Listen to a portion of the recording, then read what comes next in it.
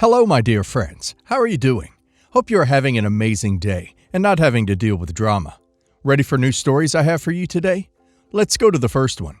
And don't forget to listen to the end of the story, guys, to hear my insights. Enjoy the stories, and don't forget to like and subscribe. And of course, don't forget to leave a comment. I, 34 male, had a pretty normal, loving childhood for most of my early years. My mom, Linda, was an amazing woman, kind, loving, supportive. She was my rock. My dad, Mike, 59 male, and I were close too. But everything changed when my mom got sick. When I was 16, my mother was diagnosed with terminal cancer, and our lives turned upside down. It was one of the most difficult times of my life watching her slowly deteriorate. Through it all, though, she remained strong, even when the doctors told us she didn't have much time left. During this time, my mom's best friend, Carol, then 40 female, became a huge presence in our lives. Carol and my mom had been best friends since childhood. She was like an aunt to me, someone I trusted, and who had always been there for our family. When my mom got sick, Carol stepped up, offering support in ways that, at the time, I was grateful for. She would help with errands, come over for emotional support, and sometimes even stay with my mom when my dad needed a break from caregiving. What I didn't know was that while my mom was fighting for her life, my dad and Carol were having an affair. My mom passed away when I was 17. It was devastating, and I fell into a deep depression. My dad was distant afterward, which I chalked up to grief, but looking back, it was clear there was more going on. About 6 months after my mom passed, my dad sat me down and told me that Carol was pregnant with his child. I was shocked, disgusted, and heartbroken all at once. My dad admitted to having an affair with Carol while my mom was dying. He tried to justify it by saying that he and Carol had grown closer during my mom's illness and that he was emotionally vulnerable. I didn't care about his excuses. I couldn't believe that the two people who should have been supporting my mom during her hardest time were betraying her behind her back. Carol gave birth to a baby girl, Emma, now 16 female, and my dad moved in with her not long after. They never married, but they stayed together and raised Emma as a couple. For years, I kept my distance from both of them. I was too angry, too hurt by what they'd done. My dad tried to reach out over the years, but I never got over the betrayal. Carol, who I had once seen as family, was now someone I couldn't even look at without feeling sick. I focused on building my own life. I went to college, started a career in business, and eventually started my own small company. I've been fortunate enough to have some success, and I've worked hard to build a stable and happy life for myself. Over the years, my relationship with my dad has been strained. We'd see each other on occasion for holidays or family events, but I always kept him at an arm's length. As for Carol, I've avoided her entirely. She's tried to apologize a few times, but I never wanted to hear it. Emma, my half-sister, was always a bit of a gray area for me. She's innocent in all of this, but her very existence is a constant reminder of what my dad and Carol did. I've never had a real relationship with her, though she's reached out a few times over the years to try and connect. I've kept things cordial, but distant. It's hard to be close to someone who represents the worst time in my life, even though I know she had no control over the circumstances of her birth. A few weeks ago, my dad reached out to me, saying he wanted to talk. I wasn't thrilled, but I agreed to meet him for lunch.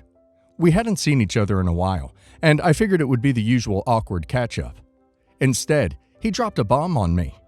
Emma is getting ready to enter the workforce. She's been struggling to find a part-time job, and my dad asked me if I could give her a job at my company to help her get started.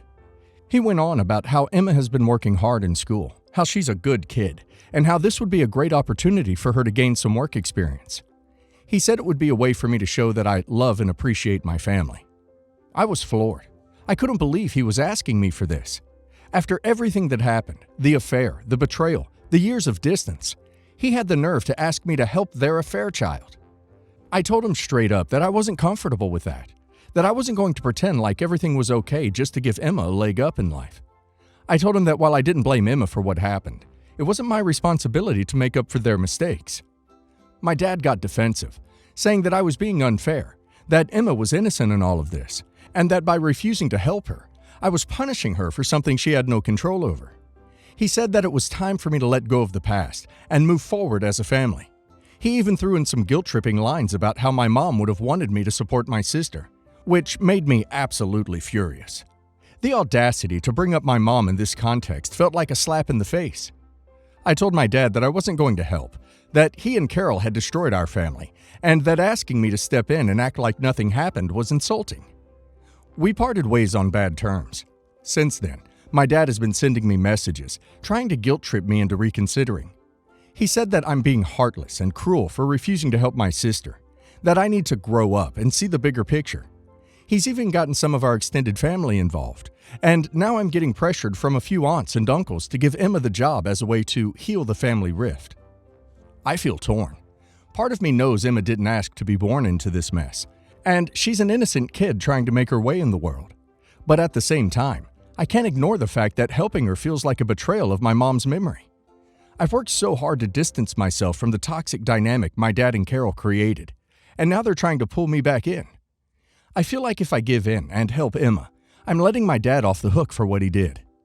So, Reddit, am I the a-hole for refusing to give my father's affair child a job at my company? OP's father asking OP to give Emma a job without acknowledging the deep betrayal he caused is incredibly insensitive. Emma may be innocent in all of this, but that doesn't erase the pain of what happened. It's not just about a job. It's about OP's father's failure to take responsibility for his actions and the impact on OP. It's unfair for him to guilt-trip OP, and bringing up OP's mother is beyond manipulative. OP has built a life for himself despite their betrayal, and he doesn't owe anyone, especially not OP's father or Carol, anything. And now let's hear the community's opinion. Not the a-hole. Your father's affair while your mom was dying is unforgivable, and it's completely understandable why you've distanced yourself. Asking you to give Emma a job isn't just about helping her. It's about your father wanting to gloss over the past and pretend like everything is fine. You're not punishing Emma by not offering her a job. You're protecting yourself from a painful situation. If your dad really cared about healing the family, he'd be apologizing for what he did, not pushing you to make a grand gesture to erase his mistakes. No a-hole when it comes to Emma, but you're definitely not the a-hole for refusing this job request. Emma is innocent, sure, but your father and Carol aren't. They betrayed you and your mother at a time when you were both most vulnerable. I think it's understandable that you feel like helping Emma would be a betrayal to your mom's memory, especially considering how your dad is manipulating the situation by pressuring you instead of addressing the deeper issues. You're within your rights to draw a line here, and your dad shouldn't expect you to fix what he broke. Dear husband and I have been together for 5 years, married for 1. He is obviously the older brother to my sister-in-law in this situation. Sister-in-law and I were really close. She and her husband even hosted us at their house after dear husband and I were in a bad accident a few years ago. I considered her my closest friend since that happened. She and her husband, married 3 years, are also trying to conceive, but are having troubles. I have been very sympathetic and wouldn't bring up anything about it, since it is a touchy subject for her. However, my dear husband and I don't want to wait to start a family with his age. And with us being newlyweds, sister-in-law even took the time to set me aside and tell me that even though she and brother-in-law are having trouble trying to start a family, don't be afraid to bring up having a family in front of me. I understand. Hearing that meant a lot to me, and it gave me some relief. I didn't start spouting off by any stretch, but 4 months later, I did let it slip one night over dinner and drinks with dear husband, her and brother-in-law that we were trying to start a family. At this point, sister-in-law puts her beer down to double-check. You're trying. I was caught off guard with that question, but told her that, yeah, we were. She was pretty quiet for the rest of the night, but it was a busy evening, so I didn't notice much until the next time we saw her at a family event. We used to hang out side by side and chat away whenever we could. Now, she was standing opposite side of the room, refusing to look at me. She had been like this since. Other family members are coming to dear husband and saying that she is upset that we are trying. Sister-in-law and brother-in-law have both angry texted dear husband and told him something along the lines that I am young and should wait. For them to have a baby first, I assume. I haven't pushed any conversations on her. I don't want her to resent me or her brother in this, but I am between a rock and a hard place. Are you pregnant yet? She doesn't have the sole right of struggling with her child wish. Just because a baby is the result, the conception is still a personal path. What are you supposed to wait for? Till your own eggs are shriveled up and you need extensive help? She's really petty, and very assuming. I'm wishing you well, OP, but fertility is not a guarantee, and these days, a lot of couples need extra help, even when young and healthy looking. Leave her alone. If you do turn up pregnant, she's going to increase these childish moments, so it's not that bad that this quiet ghosting is happening. Unfortunately, she's likely only going to change her attitude if she successfully has a kid to hold over you. These cousins are already in competition, and they don't even exist yet. Update. Alright, so husband and I are now 4.5 months pregnant. I didn't mention this in my original post because we hadn't told anyone that we were expecting yet. I thought if I could figure out how to handle the original crappy situation at hand, sister-in-law and brother-in-law being angry, not talking to us because we told them we were trying for a family, then maybe I could manage the next crappy step of having to tell them that we are actually expecting. Since we've told sister-in-law and brother-in-law that we were trying for a baby, those two had fun sending angry texts to my dear husband, who is sister-in-law's brother, in case that connection was missed, about how I am younger than her and should wait to start a family, etc. Dear husband told me that he had gotten some gnarly messages from those two, but didn't really want to tell me what was being said. I think he was trying to be a supportive husband to me, trying to keep me out of it and not get hurt by things they were saying, which I appreciated, even though my curiosity was killing me. I let him handle it and didn't say anything to her about things. This is important later on. When it finally got to the 3-month mark of our pregnancy, we were trying to come up with some ideas of telling family. I brainstormed an idea of writing a letter to sister-in-law, a letter that could tell her that her brother, dear husband, and I both love her very much and don't want to hurt her, but we can't pretend like our pregnancy isn't happening just to keep the family peace.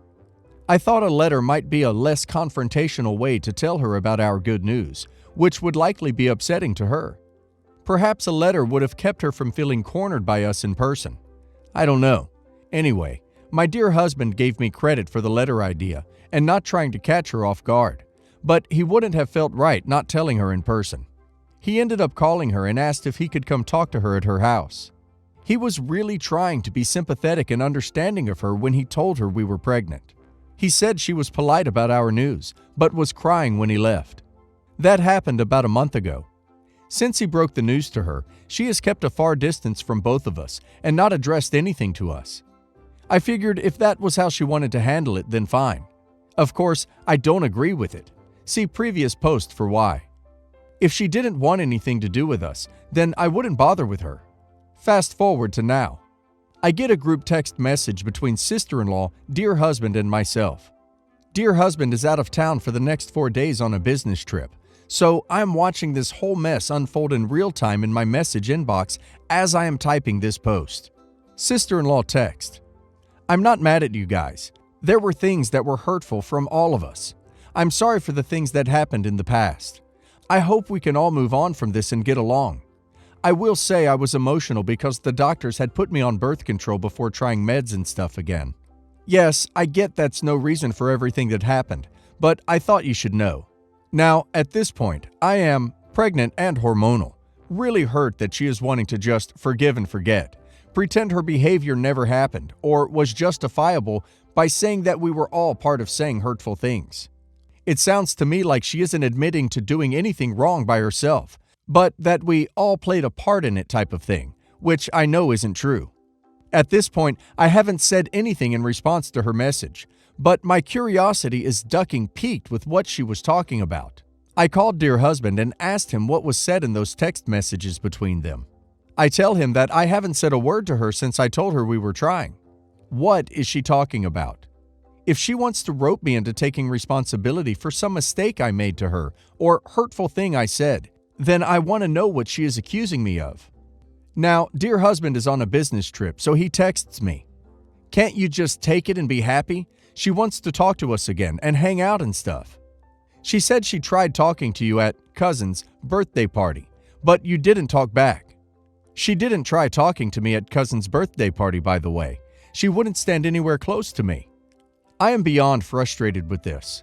I love him dearly, but I feel like my husband is just trying to keep the peace with his sister and is just rolling over with her suggestion to forgive and forget, move on, which I feel is a slap in the face for what she did to us, me. Don't get me wrong. I can work on moving on, But am I wrong for wanting a sincere apology? Reddit. I need some serious perspective on this. Is it fair of me to want a genuine apology for her hurtful behavior?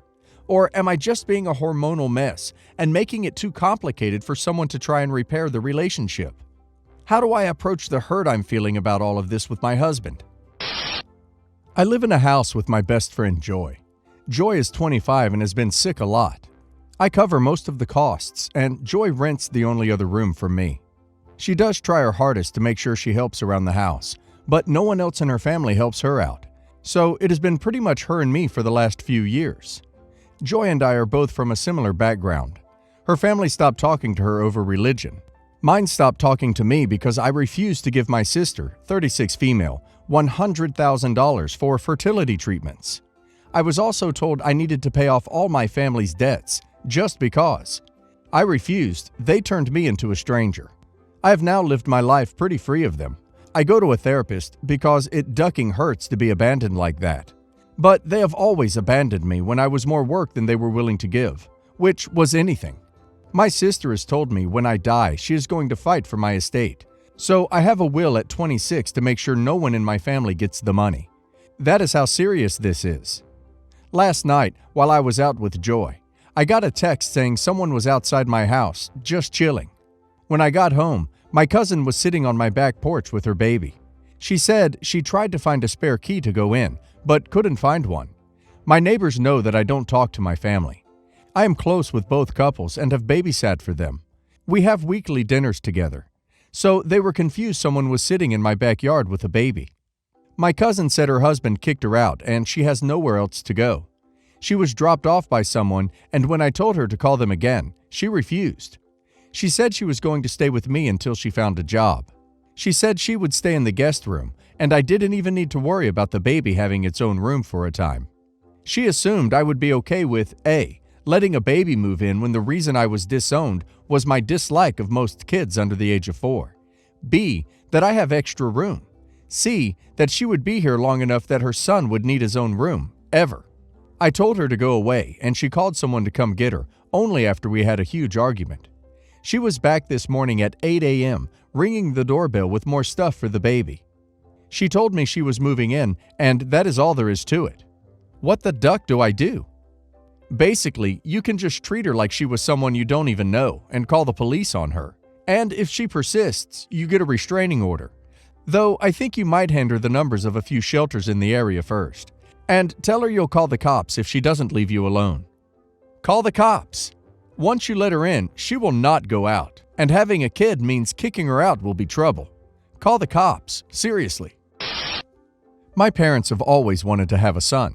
It was pretty obvious, and I recall them even saying that if my middle sister was a boy, they would have just stopped there. They tried again, and boom, another girl.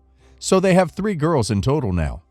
My siblings and I have a very large age gap, so straight off the bat, we're already not very close. My sisters have a 14 and 8-year age gap between them. I recall as an 8-year-old crying and telling my parents that I didn't think I wanted a sibling. They said, and I quote, "We don't care. It's our choice," to an 8-year-old. See, the thing is, I wouldn't care that much if they didn't only make sure we got the bare minimum of things. All of my sister's toys were things that were given to us by other people from a church they forced my sisters and myself to attend because they had free lunches on Sunday. I personally never was allowed to celebrate birthdays. Christmas presents were usually essentials, or nothing at all after I turned 13. All my clothes are secondhand.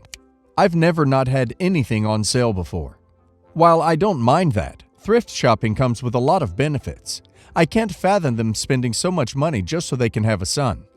Are my sisters and myself not good enough for them? To their credit, anything academic was taken care of, and we were given the top resources whenever possible, so I can't fault them for that. We're Asian if that paints a clearer picture. Another thing is, they're quite A. I was beat throughout my whole childhood, and it turned into verbal A after I turned 12, when she found out that I didn't react to being beat. I stopped crying and just stared at her after she dragged me across the room by the hair and breaking a coat hanger on me.